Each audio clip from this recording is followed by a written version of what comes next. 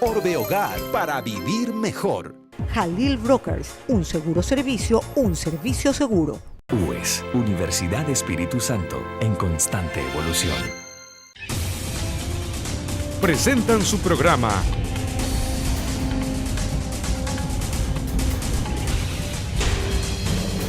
Es de Justicia.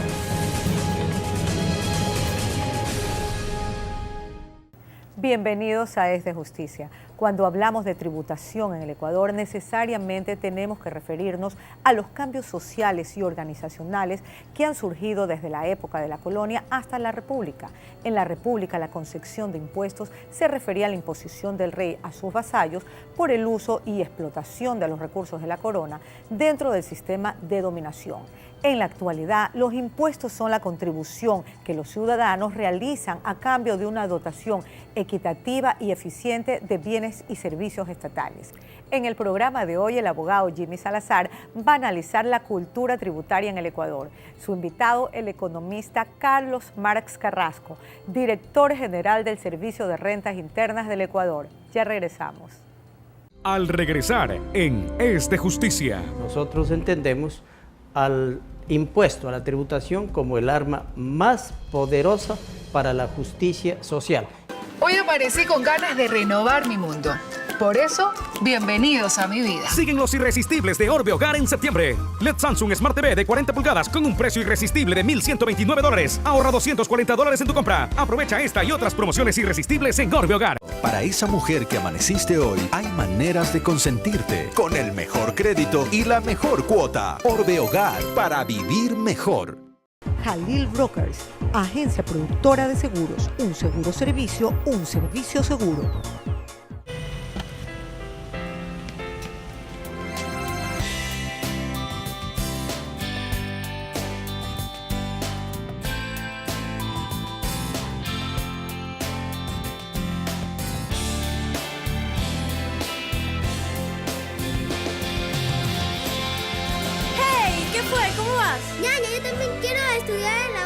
UES, Universidad Espíritu Santo, en constante evolución.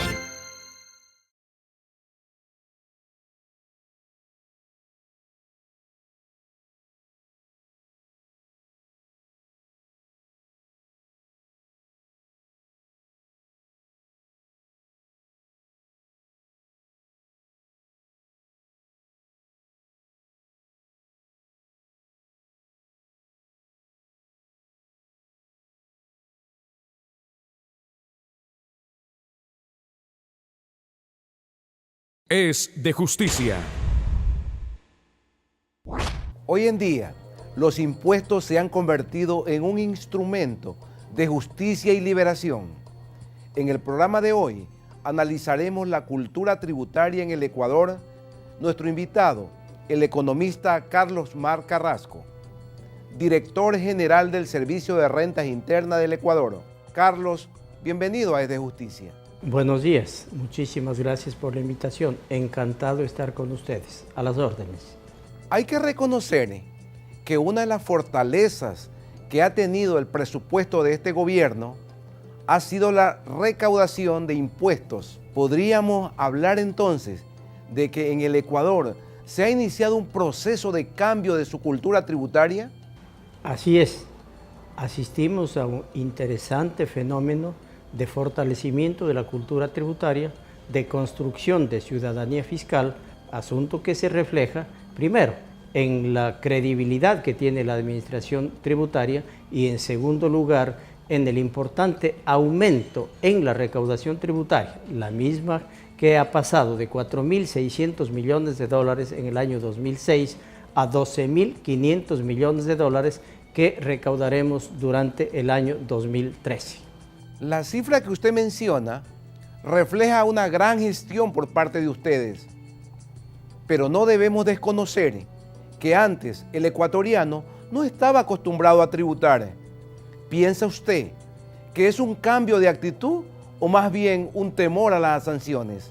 Gracias por su opinión expresa en esta pregunta. Hay un cambio en el modelo organizacional y hay un cambio en el comportamiento ciudadano. Nuestro modelo es un modelo integral, integrador, se basa en el riesgo y bueno, atendemos a la ciudadanía de conformidad con su propio comportamiento. Hay ciudadanos que cumplen a cabalidad, pues hay que facilitarles. Hay otros que quieren cumplir, pero por alguna razón no lo hacen, lo ayudamos. Hay otros que están tentados a no cumplir con las responsabilidades tributarias, lo persuadimos. Y por último, hay contribuyentes, ventajosamente van quedando pocos, que simplemente han decidido incumplir las obligaciones tributarias. A ellos aplicamos todo el rigor de la ley. El asunto es que aspiramos llegar a un día en el que todo contribuyente pague voluntariamente sus obligaciones tributarias. Estas acciones muestran que estamos viviendo un cambio. Pero economista, esta faena de sacarle dinero de los bolsillos al empresario ha de ser bien dura.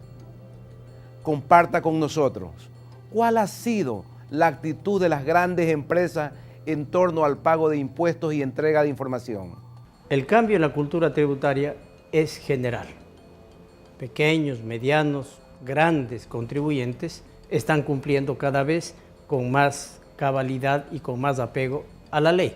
Sin embargo, de todos los segmentos todavía quedan uno que otro que están incumpliendo.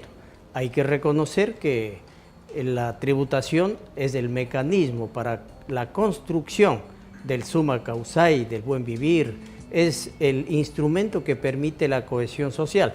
Nosotros entendemos al impuesto, a la tributación, como el arma más poderosa para la justicia social y ventajosamente cada vez la gente entiende más y mejor cómo la tributación permite esa cohesión social, pues simplemente al ver que los impuestos se reflejan en obra pública y sobre todo en política y acciones sociales, la gente casi podríamos atrevernos a sostener que paga con buena cara y de buena gana sus impuestos. Interesante, pero insisto, ¿cuál ha sido la actitud de las grandes empresas en torno al pago de los impuestos y entrega de información? En cuanto iniciamos nuestra gestión, creamos el Departamento de Grandes Contribuyentes. Avanzamos mucho en la metodología de construir grupos económicos. Hoy por hoy son 110 los grupos económicos y son como 250 grandes contribuyentes, y realizando una disección del comportamiento tributario de grupos económicos y de grandes empresas, debo sostener enfáticamente que el sector de contribuyentes que más ha incrementado el pago de impuestos precisamente son los grupos económicos y las grandes empresas. No quiero decir con esto que la evasión sea ya una cuestión de la historia. Todavía hay evasión tributaria, pero grupos económicos y grandes contribuyentes están pagando cada vez más. Y por supuesto, uno de los instrumentos que permite cobrarles correctamente los impuestos es la entrega oportuna, veraz y completa de la información, que es en lo que se han comprometido todos los contribuyentes y particularmente grupos económicos y grandes contribuyentes.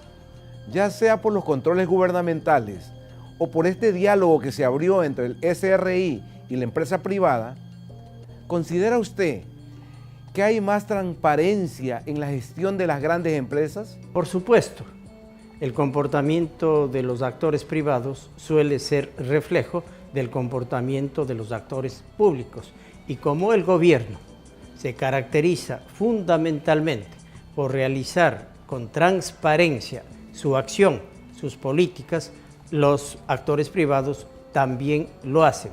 En ese sentido, cuando se ve cómo el destino de la tributación se revierte en obra pública y política social, cada vez los contribuyentes actúan también con más transparencia. La transparencia, la información son la clave de una gestión eficiente en la administración tributaria, y nosotros precisamente pretendemos que la información sea oportuna, veraz, completa, y que dato oculto o dato tergiversado, dato cambiado, no exista más. Economista, ¿cuál fue el rubro recaudado por el impuesto en el 2012 ¿Y cuáles fueron los tributos que más aportaron? El impuesto al valor agregado, en primer lugar, es el que más aporta o contribuye a la recaudación total. En segundo lugar, el impuesto a la renta. Y en tercer lugar, podríamos señalar el impuesto a la salida de divisas. Cuarto lugar, tal vez, el impuesto a consumos especiales. Una aclaración necesaria. Cada vez los impuestos directos pesan más en el total. Cuando iniciamos la gestión nuestra, apenas un poco más del 30% eran impuestos directos. Hoy, más del 40% son impuestos directos.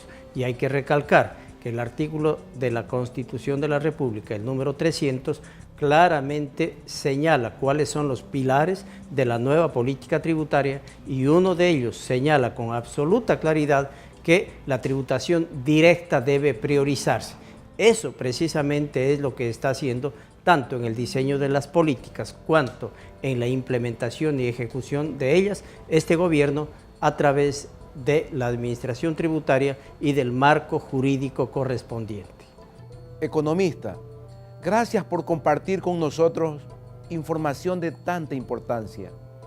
Esperamos que la ciudadanía se haya dado cuenta de lo necesario que es la recaudación para todo el país. Gracias a ustedes y redoblamos o ratificamos nuestro firme compromiso por hacerle bien al país. Es de justicia.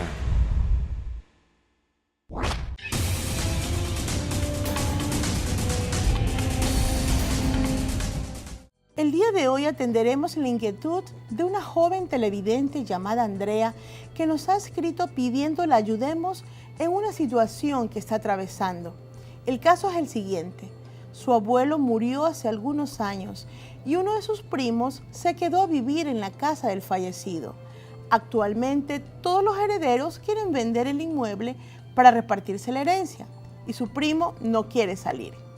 Andrea, lamentablemente, la pérdida de un ser querido no solo genera tristeza en la familia, sino que además puede traer líos familiares y problemas legales por la herencia del difunto, como es el caso que nos has expuesto. Con el fin de que conozcas qué puedes hacer en esta situación y para conocimiento de todos los televidentes que semana a semana nos honran con su confianza, hoy les hablaré sobre el procedimiento legal que tu familia debió haber hecho a la muerte de tu abuelo, la posesión efectiva. Comencemos definiendo qué es la posesión efectiva.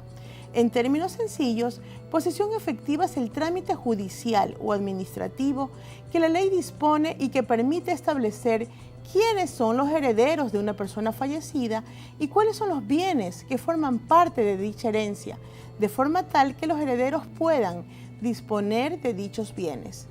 Al morir una persona, dejando bienes como casa, terreno, vehículo, dinero en cuentas de ahorros corrientes, sus herederos deben obtener la posesión efectiva para poder disponer legalmente de dichos bienes. Es conveniente que este trámite se lo haga cuanto antes, ya que con el paso del tiempo los bienes pueden extraviarse, perder valor o comenzar a ser usados por quienes no corresponde, como es el caso que nos cuenta nuestra televidente, o por quienes usan estos bienes, aun cuando no sean herederos, ya que podrían convertirse en dueños de los mismos, solo con el transcurso del tiempo, a través de la prescripción adquisitiva de dominio, acción civil de la cual hablaremos en uno de nuestros futuros programas. La petición de posesión efectiva se la hace ante un notario o ante un juez civil del último domicilio del causante.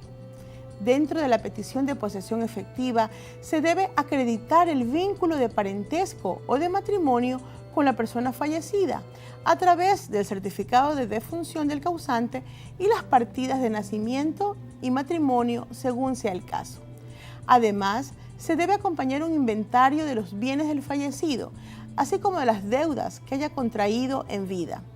Si entre dichos bienes hay inmuebles, es necesario acompañar el certificado actualizado del registro de la propiedad de cada uno de los inmuebles, luego de lo cual pasa a ser inscrita en el registro de la propiedad del cantón donde existan bienes inmuebles del causante. La posesión efectiva de bienes es el único instrumento legal para que los herederos, sean estos hijos, padres, hermanos o cónyuges, accedan a los bienes de su familiar. Nuestra recomendación es que en vida la persona distribuya sus bienes a través de un testamento. ¿Cómo hacerlo? Será el tema de la próxima semana. Los espero. Hasta entonces y buenos días.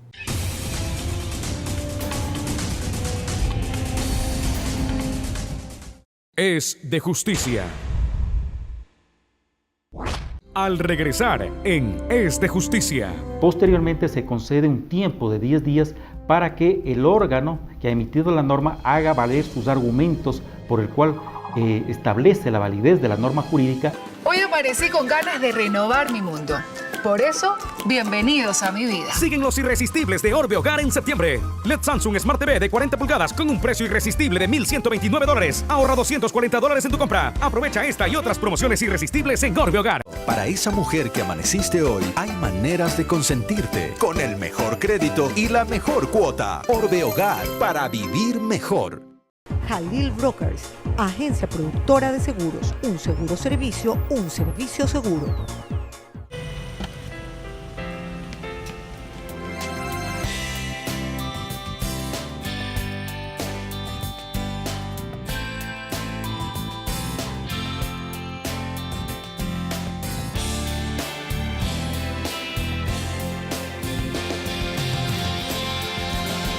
¿Qué fue? ¿Cómo vas? Ñaña, yo también quiero estudiar en la UE. UES, Universidad Espíritu Santo, en constante evolución.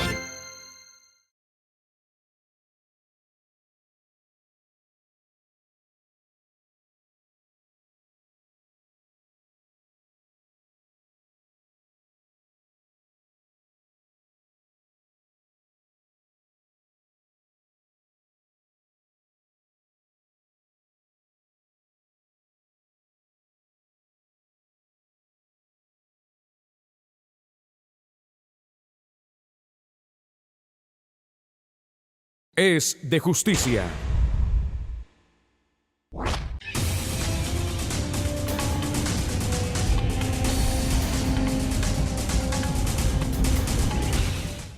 Hoy en Constitución al Día, cumpliendo con nuestro compromiso de mantenerlos informados de cuáles son sus derechos y también sus obligaciones, vamos a explicarles lo que es una inconstitucionalidad de norma, para lo cual tenemos de invitado al doctor Marcelo Jaramillo, juez de la Corte Constitucional del Ecuador. Marcelo, bienvenido a Constitución al Día. Buenos días, saludo nuevamente a los televidentes del programa Es de Justicia en el segmento Constitución al Día. Doctor, ¿podría explicarle a la ciudadanía con palabras muy sencillas en qué consiste la inconstitucionalidad de norma? La inconstitucionalidad de norma es una acción que los ciudadanos tenemos a fin de impugnar el contenido sustantivo de una norma infraconstitucional, entendida esta como leyes orgánicas, ordinarias, reglamentos, decretos ejecutivos, ordenanzas, es decir, todas aquellas normas que integran el ordenamiento jurídico y que de alguna manera por su contenido o en el proceso de producción de la norma ha violentado la Constitución. Doctor, ¿y cuándo se podría presentar o hacer uso de esta inconstitucionalidad de norma? Se puede presentar la acción de inconstitucionalidad de una norma cuando a criterio de los accionantes estiman que su contenido no guarda conformidad con el contenido de la Constitución de la República en el ámbito sustantivo, en el ámbito de fondo, en el ámbito material, o cuando en el proceso de producción de la norma se ha violentado precisamente lo previsto y lo dispuesto en la Constitución de la República. ¿Cuál sería el procedimiento que se debe seguir para su aplicación? El procedimiento inicia de la siguiente manera. Se elabora la demanda conteniendo la acción de inconstitucionalidad de norma, se presenta ante la Corte Constitucional. Dentro de la Corte Constitucional pasa el proceso de admisibilidad. Una vez que ha sido admitida la acción, se sortea al juez sustanciador o el juez ponente. Posteriormente se concede un tiempo de 10 días para que el órgano que ha emitido la norma haga valer sus argumentos por el cual establece la validez de la norma jurídica, así como también cualquier persona que impugne la validez de esa norma haga conocer a la Corte sus argumentos por el cual estima que esa norma no es compatible con la Constitución. Pasados esos 10 días, pues inmediatamente puede producirse una audiencia ante el Pleno de la Corte Constitucional a fin de que las partes pues también expongan verbalmente sus argumentos defendiendo la constitucionalidad o la inconstitucionalidad de la norma impugnada. Posteriormente, pues el juez sustanciador oponente también puede solicitar informes a distintas personas o a distintas entidades públicas o privadas. Luego envía ya el proyecto de sentencia al Pleno, que es el órgano a quien le corresponde pues deliberar y resolver sobre la constitucionalidad, validez de la norma o inconstitucionalidad e invalidez de la norma. Doctor, agradeciendo una vez más por haber estado aquí con nosotros, dándonos estas explicaciones tan claras y precisas. Gracias por invitarme y permítame invitar a las ciudadanas y ciudadanos que nos están escuchando y viendo para que vean un video que va a explicar de mejor manera lo que es el contenido y el alcance de la acción de inconstitucionalidad de norma. Buenos días. En el 2011 se demandó la inconstitucionalidad del impuesto de la ley del sistema hospitalario docente, o también conocida como la ley del 2 por 1000 anual, con la cual se eliminaba el beneficio de recursos económicos para el hospital universitario, que es parte de la Universidad Estatal de Guayaquil. La Corte Constitucional, después de estudiar el caso, determinó en una sentencia que la ley del sistema hospitalario docente no viola la Constitución. Los fondos del hospital universitario sí aparecen en el presupuesto general del Estado y son gestionados a través de la cuenta única del Tesoro Nacional, como lo establece el artículo 299 de la Constitución. Gracias a Dios y al civismo y patriotismo de las damas y caballeros que integran la Corte Constitucional, decidieron ellos que no había ninguna inconstitucionalidad. Tenemos tranquilidad para seguir brindando servicios de salud al pueblo ecuatoriano.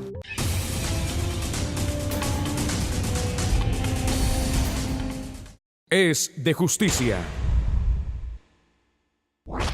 Han sido muchos los correos que han llegado a través de las diferentes redes sociales y de nuestro correo electrónico al programa. El abogado Salazar va a responder a algunos de ellos. Abogado, ¿cómo puedo hacer para ver todas las grabaciones de los programas? Fátima, si su pregunta se refiere a cómo hacer para ver todos los programas ya transmitidos, la invito a visitarnos en YouTube. Abogado Salazar, hace aproximadamente un año, aunque vivimos bajo el mismo techo, mi esposo dejó de tener contacto íntimo conmigo. Inclusive no me acompaña a compromisos familiares y sociales. ¿Puedo demandar el divorcio? Estimada amiga, la inexistencia de relaciones conyugales por más de un año es una causal de divorcio. Pero en el presente caso, por el hecho de seguir viviendo juntos, usted no puede demandar el divorcio, salvo que se configuren otros tipos de causales, como las agresiones, la injuria, por mencionar algunos. Me han demandado por pensiones alimenticias a pesar de que yo no soy el padre. ¿Qué puedo hacer? Estimado ciudadano, al haber sido demandado, debe buscar asesoría profesional del abogado de su confianza y probar a través de una prueba de ADN que usted no es el padre del menor por el cual lo demandaron. Es de justicia. Esperamos que toda la información recibida a lo largo del programa los haya hecho meditar sobre lo importante que son los impuestos para el desarrollo de la sociedad y del país en general. Yo me despido ahora dejándolos en compañía del abogado Jimmy Salazar y el comentario de la semana. Estimados ciudadanos, el tema que hoy hemos analizado tiene que ver con la cultura tributaria, que no es otra cosa, sino el grado de conocimientos que los habitantes de un país debemos tener sobre la obligatoriedad del pago de nuestros impuestos como fuente generadora de ingreso para la ejecución de la obra de gobierno. Lamentablemente en nuestro país no existía esta cultura tributaria, generando no solo una evasión de impuestos, sino una falta de conciencia sobre la importancia del cumplimiento de las obligaciones tributarias, las mismas que guardan una relación directa con el régimen del buen vivir en el cumplimiento de todas sus secciones: educación, salud, vivienda, cultura física, comunicación social, ciencia y tecnología, gestión de riesgo, seguridad humana y transporte. Estamos conscientes de la importancia del tema, pero como Colegio de Abogados del Guayas exigimos que el sistema tributario ecuatoriano busque que la base de la estructura impositiva se sustente en aquellos impuestos que sirven para disminuir las desigualdades y que busquen una mayor justicia social, que además de brindarles recursos públicos al Estado, permita el estímulo de la inversión, el ahorro y una mejor distribución de la riqueza. Estamos seguros que con este cambio de cultura tributaria en la que los empresarios contribuyen con sus aportaciones a mejorar la economía del Ecuador, no saldremos de la crisis económica en la que nos encontramos, pero que sí podemos combatir en algo este fenómeno social que vulnera tan profundamente los derechos humanos como la pobreza, ya que la pobreza erosiona o anula derechos económicos o sociales como el derecho a la salud, a la vivienda, a la alimentación, al agua apta para el consumo y el derecho a la educación. De esta manera estaremos realmente haciendo que nuestra norma sea lo suficientemente social para que sea justa. Yo me despido, no sin antes desearles que sigan pasando un excelente fin de semana. Muchas gracias.